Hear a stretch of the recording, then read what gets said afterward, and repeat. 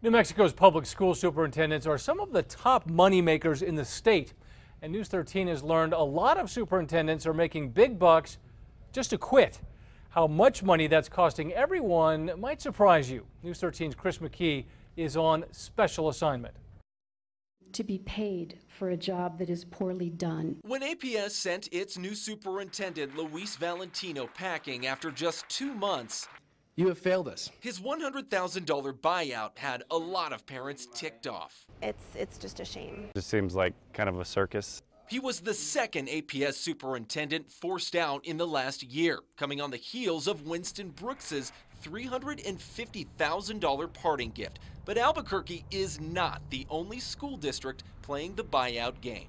It's certainly a lot of money. I think that's a pretty shocking and unacceptable number. News 13 dug into local and state public records and found New Mexico taxpayers have shelled out more than $1 million recently to get rid of superintendents. Documents show over the last 5 years, the state's public education department has approved 10 different superintendent buyouts across New Mexico, and those include some of the state's smallest and largest districts. It shouldn't have happened. Charles Boyer heads the National Education Association of New Mexico, one of the state's largest teacher unions. There has to be a way to check this because $1 million is basically thrown away, taken out of children's education, taken out of classrooms, taken out of teachers' pockets is ridiculous. While APS has the most high-profile buyouts, you have a kindergarten student. Buyouts are happening everywhere. In May, Belen Consolidated Schools handed Superintendent Ron Marquez more than 20 grand to go away. Be able to get specific with Lovington Schools gave Superintendent Darren Maines more than $80,000 to quit in April after just a year on the job.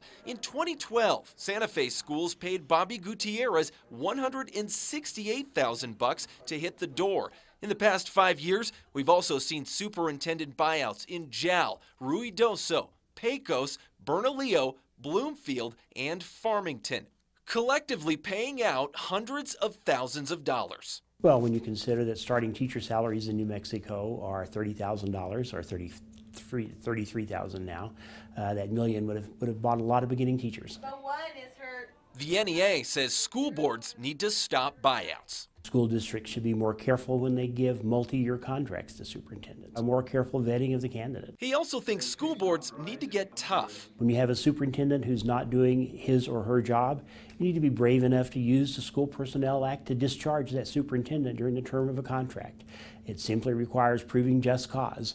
Do you agree with that? No, I disagree. Former APS board member Marty Esquivel says that's easier said than done. The reason it's not that simple is that school superintendents are treated just like teachers when it comes to due process under the School Personnel Act. He says that brings about 6 to 9 months worth of court hearings before a decision. And they say, it's not worth the battle, let's just write this check and move on. Esquivel says buyouts will be the norm until state law changes. If the superintendents were not included in the School Personnel Act, you could design a contract and define just cause a lot differently. The NEA disagrees. I think local school boards just have to step up to the plate. But both think buyouts are costing parents and kids too much. Education in New Mexico is greatly underfunded.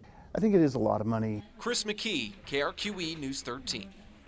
For school superintendents, college coaches, and college presidents, buyouts are common all across the country.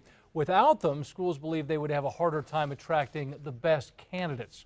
New Mexico lawmakers have tried and failed in the past to ban taxpayer-funded buyouts. If you head to KRQE to our news app, you can look at superintendent buyouts from districts all around New Mexico.